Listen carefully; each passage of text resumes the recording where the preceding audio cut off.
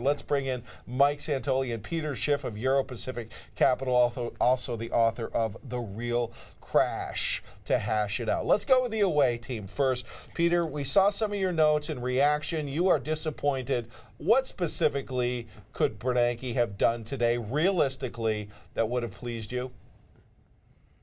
Well, he could have resigned. But I don't know that that would have necessarily pleased me because I'd be afraid of his replacement. But maybe he could have told the truth, which is something he's probably never done in one of these press conferences. But, you know, he's basing his forecast of an improving economy on a housing market that was only rising because the Fed was able to blow some more air back into the bubble. But he can't talk about tapering because he knows he can't do it. Look, mortgage rates, if the Federal Reserve does not start buying more than $85 billion a month of mortgages, we can have a 30-year mortgage rate back above 5% by the end of this year. I mean, now it's right above 4%. And by the end of the year, this whole housing mini boom could be a brand new bust. One area where we are definitely seeing a reaction is in the mortgage applications. Just in the short term here, when we've seen that 10-year yield run up, we've seen a pure handbraking of any mortgage activity. So that's going to be in effect. And Mike, I would ask you, this is different because this is a tangible, instant reaction whereby we were wrong earlier in the year about the effect of sequestration cuts, and we were wrong, hugely wrong, about the effect of across-the-board tax increases. This one is real, and it's hurting.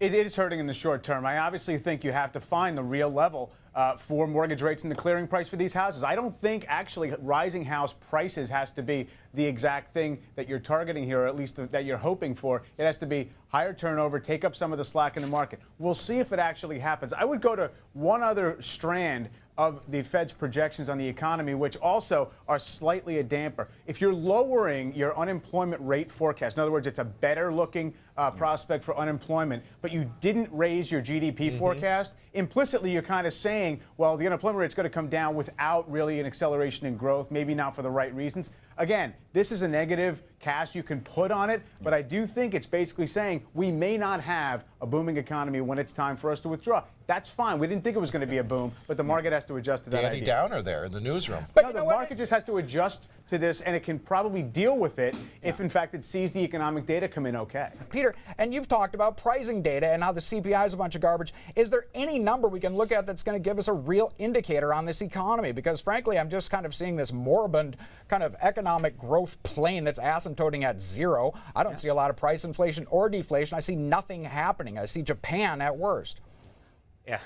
Well, I think you could look at things like the size of our debt, the enormity of the national debt, the unfunded liabilities, the growing trade deficit. I don't pay that out of my pocket. Savings rate. Peter, I don't go to the gas station and say my sinking savings rate as a national economy is a real problem for me. I mean, I'm talking about what we live, yes, our life.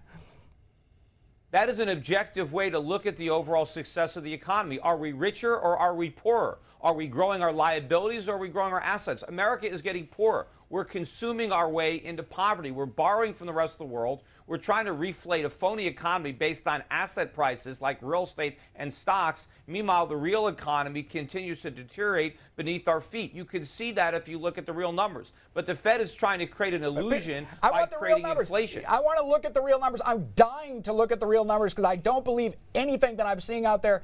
Tell me, please, and put this in the household, Peter. Let's talk, what am I bringing home here? What numbers should I be looking at to tell me about inflation, deflation, whatever's happening? Well, is it my grocery store receipt? Because that's not going higher. What I pay at the pump? What do I look at? Individual households are struggling to make ends meet. Their cost of living is going up. They've had to deplete their savings just to pay the bills.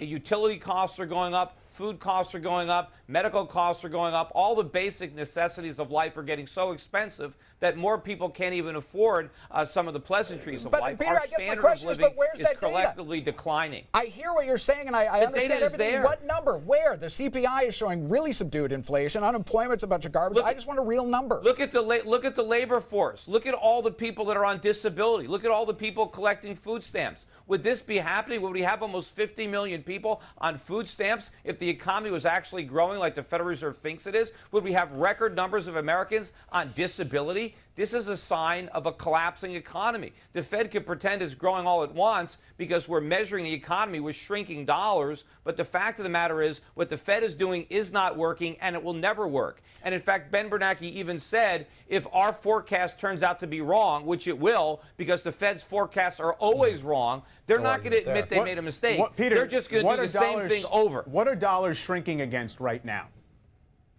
What is the value of the dollar shrinking against all the things that we need to buy. But by the way, the dollar actually hit a 4-month low against the euro yesterday. It's rising a bit today. The one currency you can point to. Okay. Central.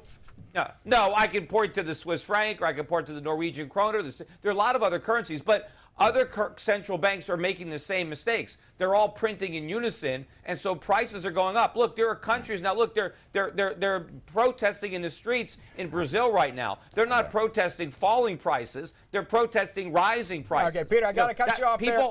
It's only the Federal Reserve that doesn't like falling prices. I hear you completely, Peter. Thank you so much. And I trust that you'll be angrily discussing this for months to come, and I don't necessarily disagree. Thanks to Peter Schiff.